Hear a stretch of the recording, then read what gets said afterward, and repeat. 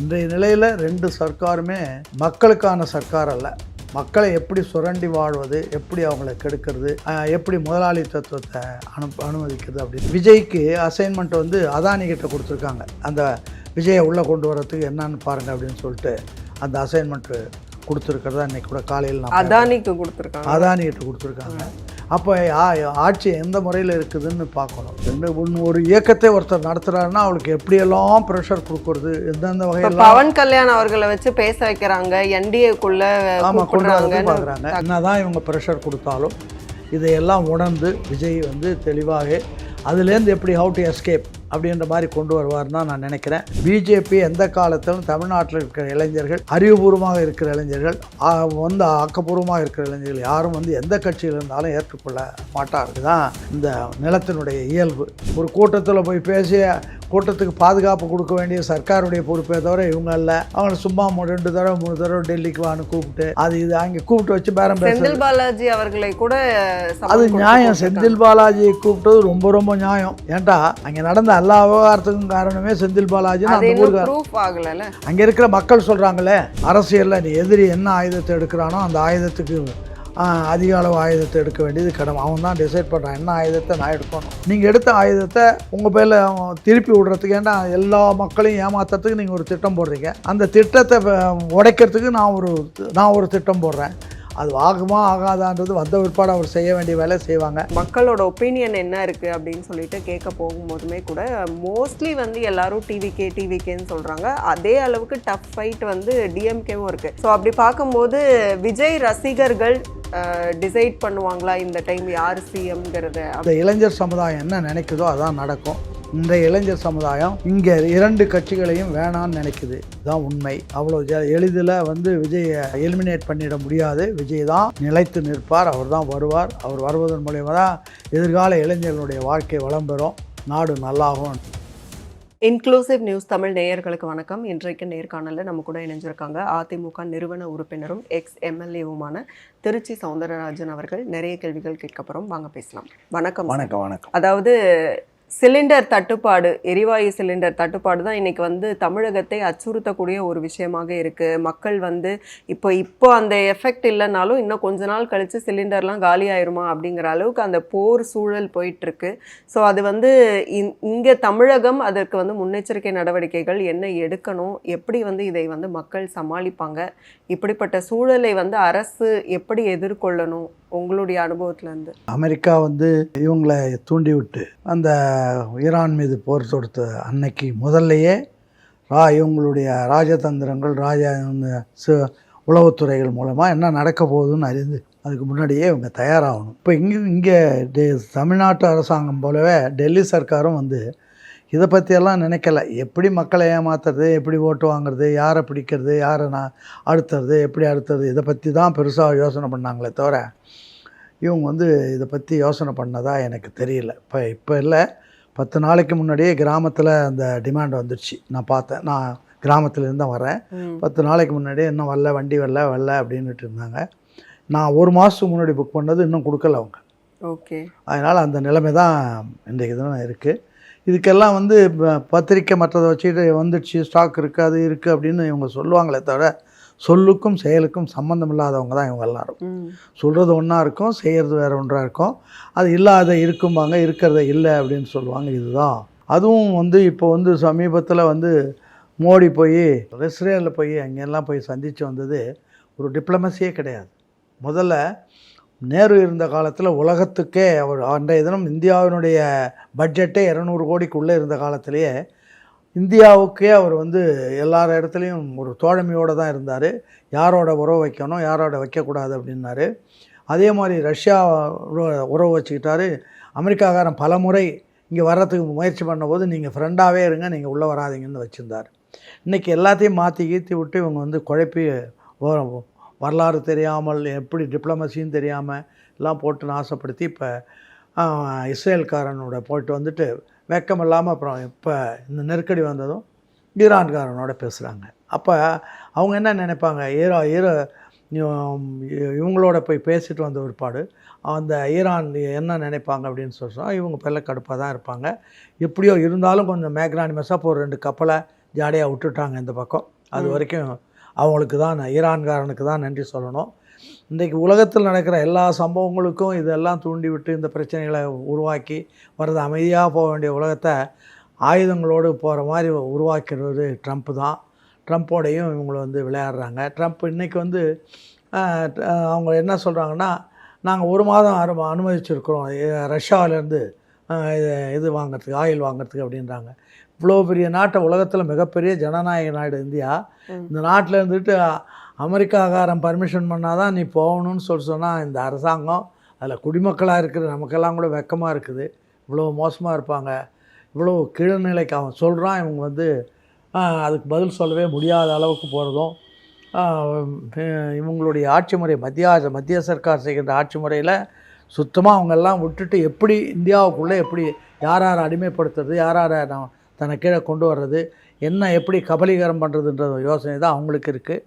அதே மாதிரி இங்கேயும் பார்த்திங்கன்னா, இந்த தமிழ்நாட்டுக்கு நாங்கள் அதை பண்ணுறோம் இதை பண்ணுறோம் அப்படின்னு சொன்னாலும் கூட எதை பண்ணணுமோ அது பண்ணல. கல்வியை, முழு கல்வியும் எல்லாருக்கும் ஃப்ரீ இருந்தது ஒரு காலத்தில் வந்து இங்கிலீஷ்காரம் போய் ஒரு 20-30 ஆண்டுகள் கூட எல்லா கல்வியும் ஃப்ரீயாக, நான்லாம் ஃப்ரீயாக எஜுகேஷன் தான் படித்தேன்.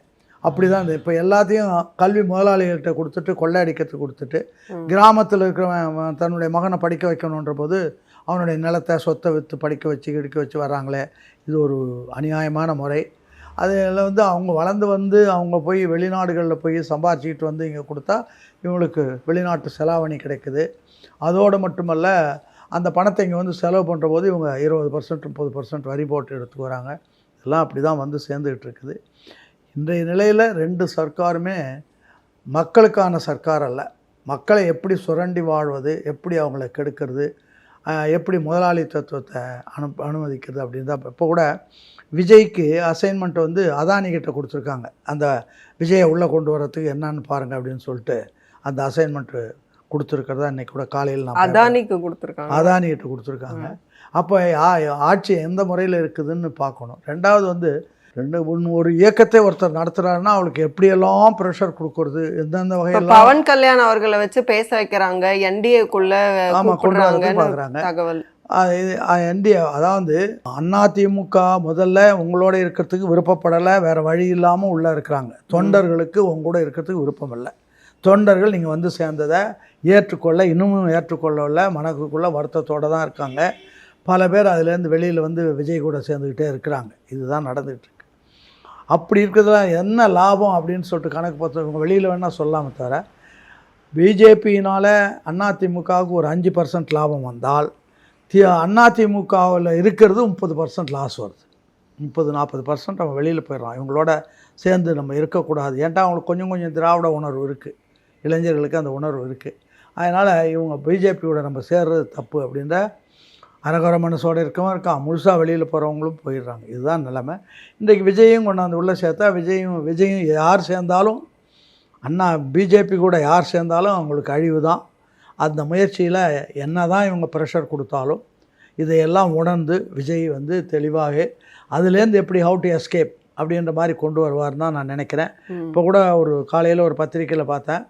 அதான் வந்து தனக்கு முதலமைச்சர் பதவி தரதா இருந்தால் நான் வரேன்ற ஒரு கண்டிஷன், அதான் போகாத ஊருக்கு வழி அப்படின்ற மாதிரி போட்டு, அது போகாத ஊருக்கு வழி. அவங்க கேட்குறதுக்கு ஒரு பதில் சொல்லணும். அப்போ நான் என்ன முதலமைச்சராக தான் நான் வர்றேன் அப்படின்றாரு. ஆனால் அப்படியே கொடுத்து போனாலும் தோற்று தான் போவீங்க, வேறு ஒன்றும் பண்ண முடியாது. காரணம், பிஜேபி எந்த காலத்திலும் தமிழ்நாட்டில் இருக்கிற இளைஞர்கள், அறிவுபூர்வமாக இருக்கிற இளைஞர்கள், வந்து ஆக்கப்பூர்வமாக இருக்கிற இளைஞர்கள் யாரும் வந்து எந்த கட்சியில் இருந்தாலும் ஏற்றுக்கொள்ள மாட்டார்கள். இதுதான் இந்த நிலத்தினுடைய இயல்பு. அதனால் இந்த இயல்பு பிஜேபிக்கு புரியுது. ஆனால் எப்படி இருந்தாலும் நம்ம ஒரு முயற்சி பண்ணி பார்ப்போம் அப்படின்னு தான் வர்றாங்க. இது வந்து நடக்கிற வேலை கிடையாது. அதை விஜயும் அதுக்கு ஆக மாட்டார்னு தான் நான் நினைக்கிறேன். ஏன்னா அவருக்கு விஷயம் தெரிஞ்சதுனால சரி, இவங்கெல்லாம் பல நெருக்கடிகளை கொடுக்கறதுனால இன்னும் ஜனநாயகன் படத்தை ரிலீஸ் பண்ணுறதுக்கு கூடலை. அந்த இதில் சம்பந்தமே இல்லாமல் ஒரு கூட்டத்தில் போய் பேசி கூட்டத்துக்கு பாதுகாப்பு கொடுக்க வேண்டிய சர்க்காருடைய பொறுப்பே தவிர இவங்க இல்லை. அவங்கள சும்மா 2 தடவை 3 தடவை டெல்லிக்கு வான்னு கூப்பிட்டு இது அங்கே கூப்பிட்டு வச்சு பேரம் பேச, செந்தில் பாலாஜி அவர்களை கூட அது நியாயம். செந்தில் பாலாஜியை கூப்பிட்டது ரொம்ப நியாயம். ஏன்டா அங்கே நடந்த எல்லா விவகாரத்துக்கும் காரணமே செந்தில் பாலாஜின்னு அது அந்த இன்னும் ஊருக்கு ப்ரூஃப் ஆகலைல்ல. ப்ரூஃபா அது ஆக்க வேண்டியது, நீ கண்டுபிடிக்க வேண்டியது உங்கள் வேலை, எங்கள் வேலை இல்லை. அங்கே இருக்கிற மக்கள் சொல்கிறாங்களே இதுதான் காரணம்னு சொல்லிட்டு மக்கள் சொல்கிறாங்க. அதை எப்படின்றது நீங்கள் ஒர்க் அவுட் பண்ணுங்கள். நாங்கள் இடையில் இருக்கிறவங்க நாங்கள் என்ன பண்ண முடியும்? சரி. உள்ளதை மக்கள் சொல்கிறத நாங்கள் சொல்கிறோம். மக்களுடைய கருத்து இதுவாக இருக்குது. அது உள்ளூர்காரங்க அதையே சொல்கிறாங்க. அதுதான் உள்ள நிலைமை. இப்போ விஜய் அவர்களை பொறுத்த வரைக்கும் வாக்குறுதிகள் வந்து பெண்களுக்கு அப்படின்னு கொடுத்துருக்குறாரு. அந்த வாக்குறுதிகளை பற்றி உங்களுடைய கருத்து என்ன? வாக்குறுதிகளே காரணம், அரசியல் நடத்துகிறோம். அரசியலில் நீ எதிரி என்ன ஆயுதத்தை எடுக்கிறானோ அந்த ஆயுதத்துக்கு அதிக அளவு ஆயுதத்தை எடுக்க வேண்டியது கடமை. அவன் தான் டிசைட் பண்ணுறான் என்ன ஆயுதத்தை நான் எடுக்கணும். நீங்கள் எடுத்த ஆயுதத்தை உங்கள் பேரில் திருப்பி விடுறதுக்கு, ஏன்னா எல்லா மக்களையும் ஏமாத்துறதுக்கு நீங்கள் ஒரு திட்டம் போடுறீங்க. அந்த திட்டத்தை உடைக்கிறதுக்கு நான் ஒரு திட்டம் போடுறேன். அது ஆகுமா ஆகாதான்றது வந்த பிற்பாடு அவர் செய்ய வேண்டிய வேலையை செய்வாங்க. இவங்க மாத்திரம் செஞ்சுட்டாங்களா? இப்போ இவங்க வந்து எல்லாம் சொன்னது உறுதிமொழிகள்லாம் நிறைவேற்றியிருக்கிறாங்களா? அது ஒன்றும் கிடையாது. அதனால் வந்து என்ன பண்ண போகிறாங்கன்றது வேறு. இது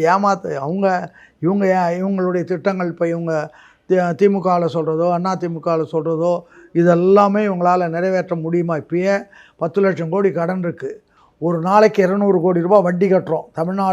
தமிழ்நாட்டிலேருந்து ஒரு நாளைக்கு 200 கோடி ரூபாய் வட்டியாக கட்டணும் ஒரு ஆட்சி பீடத்தை நடத்தி. இது எவ்வளோ பெரிய கொடுமை அப்படின்றது மக்களுக்கு தெரியணும். ஒவ்வொரு மக்கள்லையும் சராசரி கடன்றது 1.5 லட்சம் 1.25 லட்சம் இருக்குது ஒவ்வொருத்தன் பேர்லேயும். ஆனால் ஒவ்வொருத்தங்கிட்ட கடைசி ஆளுகிட்ட 1.5 லட்சத்துக்கு சொத்து இருக்கான்னா இருக்காது. 75 வருஷம் நீங்கள் ஆட்சி பண்ணி கடைசியில் அவனை இன்னமும் அங்கேயே தான் வச்சிருக்கோமே தவிர வறுமை கோடு வறுமை எங்கேயாச்சும் பணம் கிடைக்குமான்னு சூழ்நிலை தனியாக சுதந்திரமாக சுயமாக நிற்கிற அளவுக்கு நம்ம பண்ணலை. அப்படியே அவன் வருமானத்தை தேடிட்டு வந்தாலும் உடனே அவனுக்கு சில ஆசைகள். சாராய கடையை திறந்து வச்சுட்டு 10 ரூபா சரக்கு 160 ரூபாய் கொடுத்து அவங்ககிட்ட பணத்தை பிடிங்கிடுறோம். ஆக அவனை அங்கேயே வச்சுருக்கணும்னு நினைக்கிறோம். எல்லாம் தெளிவுபடுத்தி மக்களை உண்மையான சர்க்கார், உண்மையான ஜனநாயகம், உண்மையான அண்ணாவோ காமராஜரோ ஓமந்தூராரோ குமாரசாமிராஜோ இவங்கள மாதிரி இருந்திருந்தால் இன்றைக்கு தமிழ்நாட்டில் இருக்கிற மக்களுடைய கடைசி மால்கிட்ட குறைஞ்சது 2 கோடி ரூபாய்க்கு சொத்து இருக்கும். அவன் யாரையும் கையேந்த வேண்டிய நிலைமை இருக்காது. நீ கொடுக்குற இனாம்களை வாங்கிறதுக்கு கூட வரவே மாட்டாங்க. இனாம்களை கொடுக்குறத வாங்கிறதுக்கு ஏன் வரேன்னா அந்த அளவில் அவங்களுடைய சூழ்நிலை அப்படி இருக்குது, கிடைக்கிறத வாங்குவோம் அப்படின்னு வர்றான். இன்னொருத்தன் வந்து நம்மக்கிட்ட கொள்ளடிச்சது தானே ஏதோ கொடுக்குறாங்க அதையாச்சும் வாங்குவோம் அப்படின்னு சொல்லிட்டு வாங்குகிறான். பல்வேறு காரணங்களுக்கு நீங்கள் வந்து உண்மையான காரணங்கள் இதில் தேடி அலசி கண்டுபிடிச்சி தான் ஆகணும், வேறு ஒன்றும் கிடையாது. விஜய் சொன்ன திட்டங்களே உங்களை ஈர்த்த திட்டம்னா என்னன்னு சொல்லுவீங்க? முதல்ல இவங்களை ஈர்த்து அவர் நின்னாரே அதுவே பெரிய திட்டம் தான். என்ன மிகவும் ஈர்த்த திட்டம். யார் வருவாங்கன்னு மக்கள் எதிர்பார்க்கிற போது அவர் வந்து நின்று இந்த மக்களை நான் சரியான வழிக்கு நான் கொண்டு போகிறேன், ஊழலையும் லஞ்சத்தையும் ஒழிப்போம், மதுவை ஒழிப்போம் அப்படின்றதெல்லாம் அவங்களுடைய திட்டங்கள் உள்ளாடின திட்டங்களாக இருக்குது. அதெல்லாம் கொண்டு வந்தாங்கன்னா மக்கள் சௌகரியமாக இருப்பாங்கன்னு நினைக்கிறேன். மக்களாக வாழ வைக்க வேண்டும் என்ற கருத்தோடு அவர் வந்திருக்கிறார். அதற்கான திட்டங்களை தான் சொல்கிறாரு. அந்த வகையில் அவரை நான் பாராட்டுறேன். அவர் வரணும் அப்படின்றது தான் என்னுடைய. பிரியங்கா சோப்ரா அவர்கள் வந்து ஒரு விஷயம் சொல்லியிருக்காங்க. அதாவது விஜய் அவர்களுடைய ரசிகர்களை வந்து பார்க்கும்போது எனக்கு ரொம்ப ஆச்சரியமாக இருக்குது. ஏன்னா மற்ற எவ்வளோ நடிகர்கள் கூட அவங்க நடிச்சிருப்பாங்க. ஆனால் அவங்களுடைய அந்த முதல் படம் தமிழன் படத்தில் வந்து விஜயை பார்க்குறதுக்கு, விஜயோட நடனத்தை பார்க்குறதுக்கு ஷூட்டிங் ஸ்பாட்க்கு அவ்வளோ ரசிகர்கள் வந்து வந்தாங்க. அவ்வளோ பேரும் அவரை வந்து ஒரு கடவுள் மாதிரி வந்து பார்க்குறாங்க. அந்த மாதிரி ஒரு போக்கு வந்து இருக்குது அப்படின்னு பேசியிருக்காங்க. இப்போ விஜயோட ரசிகர்கள் அப்படின்னு பார்க்கும்போது நாங்கள் வந்து சென்னையில் நிறைய இடங்களில் இன்க்ளூசிவ் சார்பாக கருத்து கணிப்பு மாதிரி வந்து மக்களோட ஒப்பீனியன் என்ன இருக்குது அப்படின்னு சொல்லிட்டு கேட்க போகும்போதுமே கூட மோஸ்ட்லி வந்து எல்லாரும் டிவிகேன்னு சொல்கிறாங்க. அதே அளவுக்கு டஃப் ஃபைட் வந்து டிஎம்கேவும் இருக்குது. டிஎம்கேவும் நிறைய பேர் சொல்கிறாங்க. ஆனால் கம்பேரட்டிவ்லி வந்து டிவிகே அலை வந்து கொஞ்சம் ஜாஸ்தியாக இருக்கிற மாதிரி தெரியுது அந்த டோன். ஸோ அப்படி பார்க்கும்போது விஜய் ரசிகர்கள் டிசைட் பண்ணுவாங்களா இந்த டைம் யார் சிஎம்ங்கிறத அப்படிங்கிற இந்த இளைஞர்களுக்கு ஒரு தேடல் இருக்குது, மிகப்பெரிய தேடல் இருக்குது. நாடு குட்டிச்சவராவது எல்லாத்தையும் நாசம் பண்ண படித்த இளைஞர்கள், விவரம் புரிஞ்ச இளைஞர்கள், கல்லூரி மாணவிகள்கிட்ட கூட எல்லாமே நிறையா இருக்குது. மாணவிகளை அவங்களும் நாளைய குடும்ப பெண்களை வர வேண்டியவங்க தானே. அவங்களுக்கும் வந்து நம்ம சமுதாயம் இவ்வளவு தூரம் கெட்டுப்போனால் நம்ம எப்படி வாழ்க்கை நடத்துறதுன்ற எண்ணங்கள்லாம் இருக்குது. அதையெல்லாம் மறைச்சிடலான்றதுக்காக தான் இவங்க பல்வேறு திட்டங்கள் இப்போ சமீபமாக ஒரு 3-4 மாதத்தில் பல திட்டங்கள் அது இதுன்னு சொல்கிறாங்களே தவிர இதையெல்லாம் சொல்கிற போது சரி சொல்லட்டும்னு சொல்லிட்டு அவங்க மனசுக்குள்ளே ஒன்று நினச்சிக்கிட்டு இருக்கிறாங்க. அப்படிப்பட்ட இளைஞர்கள் சமுதாயம் உருவாயிடுச்சு. உங்களை பாராட்டின சமுதாயம் நீ கொடுத்த ஆள்லாம் போயிட்டாங்க. ஒரு 5 வருஷமாக அவங்கெல்லாம் சீனியர் பீப்புள் இப்படி பரலோகம் போயிட்டாங்க பல பேர். மீதி பேர் தான் இருக்காங்க. உங்களுக்கு குறைஞ்சிக்கிட்டே வருது, இங்கே ஏறிக்கிட்டே வருது. அதனால் இந்த இளைஞர் சமுதாயம் என்ன நினைக்குதோ அதான் நடக்கும். இன்றைய இளைஞர் சமுதாயம் இங்கே 2 கட்சிகளையும் வேணான்னு நினைக்குது. இதுதான் உண்மை. அதை மீறி நீங்கள் பண்ணலாம்னு சொல்லிட்டு பெண்களை ஏமாற்றலான்னு சொல்லிட்டு பெண்களுக்காக அது பண்ணுறேன் இது பண்ணுறேன்னு பெண்கள்கிட்ட, பெண்களும் அவ்வளோ விவரம் இல்லாதவங்க கிடையாது. இப்போல்லாம் பெண்கள் நல்லா தெளிவானவங்களாக ஆகிட்டாங்க. உள்ளுக்குள்ளே யோசனை பண்ணுறாங்க. இதெல்லாம் வந்து இவ்வளோ திட்டங்கள் வேக வேகமாக நமக்கு பணம் தேடி தேடி கொடுக்குறாங்களே, இதெல்லாம் விஜய் வராமல் இருந்தால் கொடுப்பாங்களான்ற கேள்வியும் அவங்களுக்கு உள்ளத்தில் வருது. இதெல்லாம் இருக்கிற போது இப்போ அவ்வளோ எளிதில் வந்து விஜயை எலிமினேட் பண்ணிட முடியாது. விஜய் தான் நிலைத்து நிற்பார். அவர் தான் வருவார். அவர் வருவதன் மூலயமா தான் எதிர்கால இளைஞர்களுடைய வாழ்க்கை வளம் பெறும், நாடு நல்லாகும் என்பது தான் என்னுடைய கருத்து. இப்போ விஜய் அவர்களை பொறுத்த வரைக்கும் அவருக்கு வந்து இவ்வளோ ஆதரவு இருக்குது அப்படின்னு சொல்லப்படும் போது அவங்களோட கட்சியில் தான் வந்து காளியம்மாள் அவர்கள் போய் இணைவாங்க அப்படின்னலாம் பேசப்பட்டது. ஏன்னா அவங்க வந்து என்டிகேல ரொம்ப தெரிஞ்ச எல்லாருக்குமே தெரிஞ்ச ஒரு ஸ்பீக்கர். அப்போ பெண் அப்படிங்கும்போது அப்போ விஜய் கட்சியில் அவங்களுக்கு முக்கியத்துவம் கொடுப்பாங்க அப்படின்னு எல்லாரும் எதிர்பார்த்துட்டு இருந்த டைமில் இன்னைக்கு வந்து ஏடிஎம்கேல போயிட்டு ஜாயின் பண்ணியிருக்காங்க. அவங்க வந்து எனக்கு ரொம்ப வேண்டியவங்க மாத்திரம் இல்லை, ஒரு மொராலிட்டி உள்ளவங்க, ஒரு கொள்கையெல்லாம் உள்ளவங்க தான். அதனால தான் அவங்க வந்து முதல்லேருந்து வந்து எம்ஏ படிச்சிருக்காங்க. நல்ல மிகச்சிறந்த ஆரேட்டர். பெண்கள் கூட அங்கே எந்த கூட்டத்தில் போனாலும் அந்த மக்களை ஈர்க்கக்கூடிய அளவு சிறந்த ஆரேட்டர்.